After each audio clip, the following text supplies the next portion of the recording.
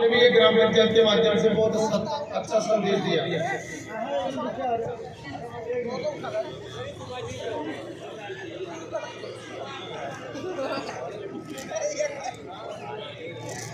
हमारे मुखिया को पकड़ो।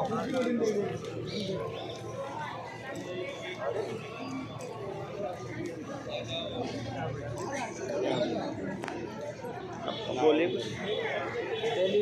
सफाई करते समय तो ये भाई साहब डेली सफाई करते समय हाथ धोना चाहिए।